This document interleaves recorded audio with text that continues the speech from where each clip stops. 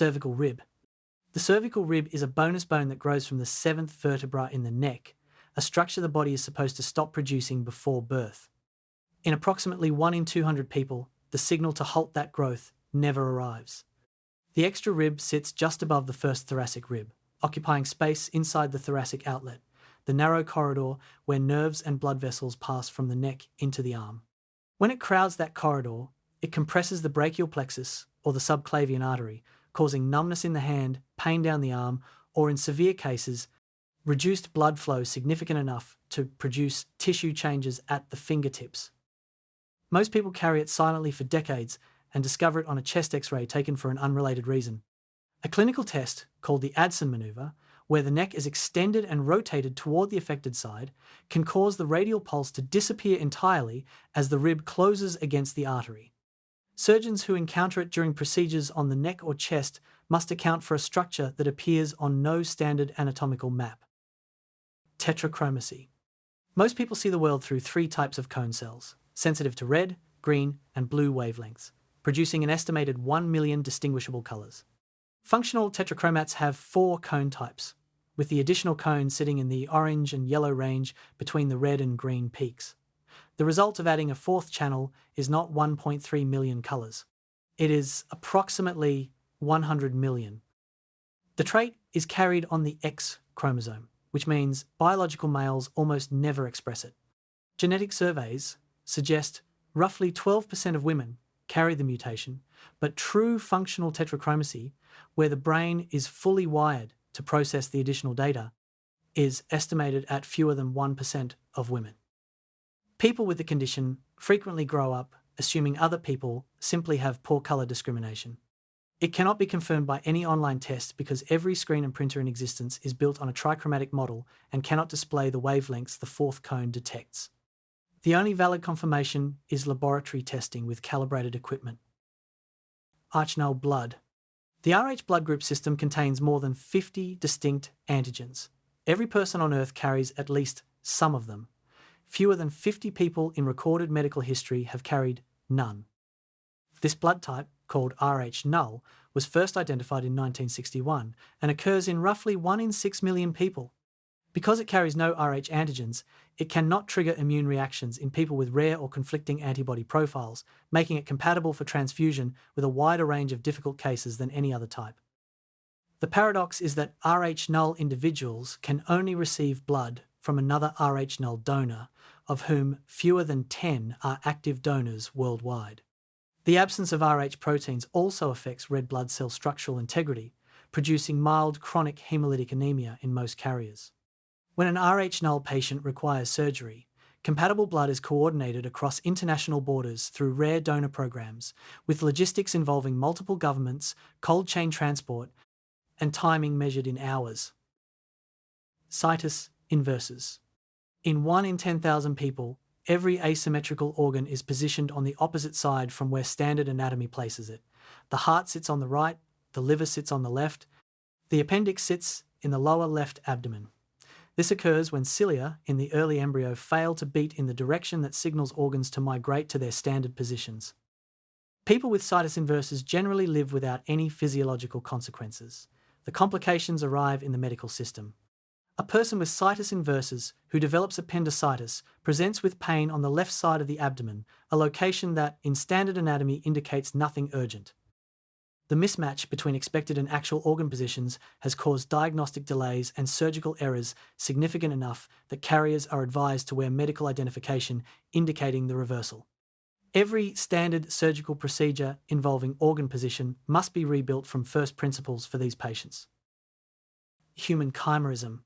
A chimera is a person whose body contains 2 genetically distinct populations of cells. The most complete form occurs when 2 separately fertilized eggs merge into a single embryo early enough that the resulting person carries both genomes simultaneously. Different organs and tissue types can carry entirely different DNA.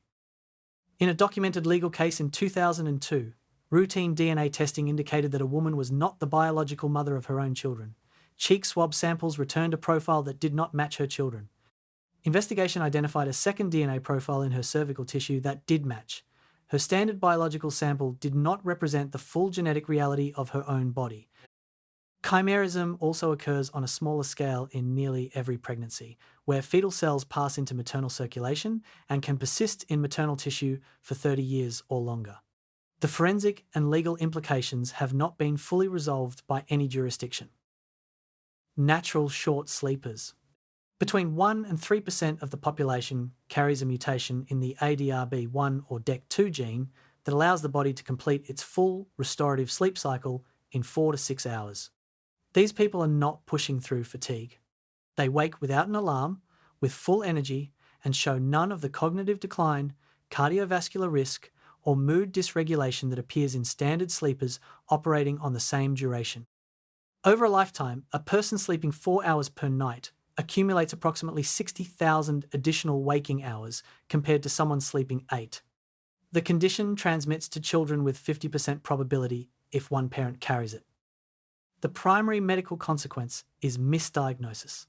Most natural short sleepers who mention their sleep duration to a physician are assessed for insomnia and given interventions that address a problem they do not have. Dystichiasis? Dystichiasis is the growth of a second row of eyelashes from the meibomian glands, oil-secreting structures on the inner edge of the eyelid that are genetically rerouted into hair follicles. The second row sits much closer to the cornea than the standard row, and the extra lashes frequently grow inward, contacting the eye surface directly.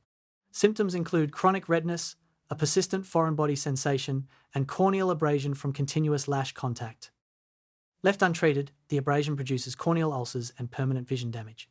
Treatment requires destroying the abnormal follicles through electrolysis or cryosurgery, because trimming causes regrowth. The condition was documented in Elizabeth Taylor, whose double lash line was widely described as a beauty trait while simultaneously requiring ongoing clinical management to prevent eye damage. Azygos lobe. Approximately 1 in 100 people have a small accessory segment of lung tissue in the upper right lobe called the azygos lobe.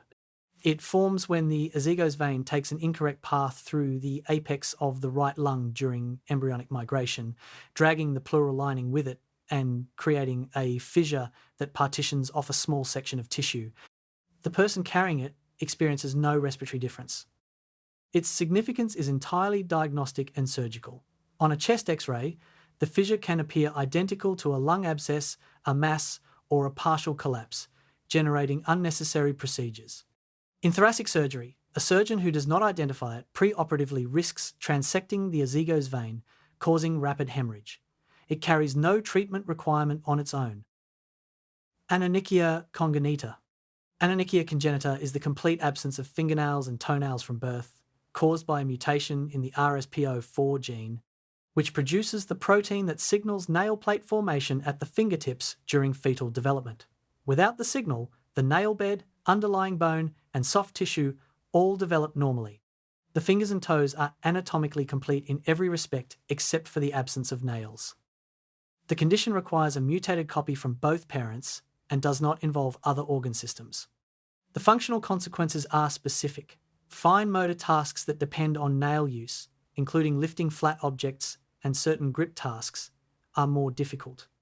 No medical treatment currently exists to generate nail growth in congenital cases because the follicular structures were never formed.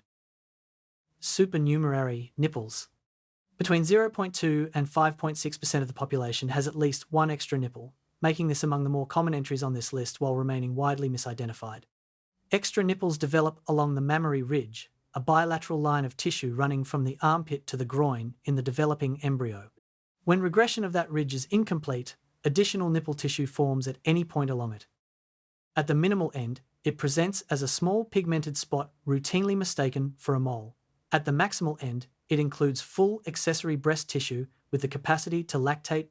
In some syndromes, the presence of extra nipples correlates with kidney and urinary tract anomalies, and identification in a newborn is sometimes followed by renal screening.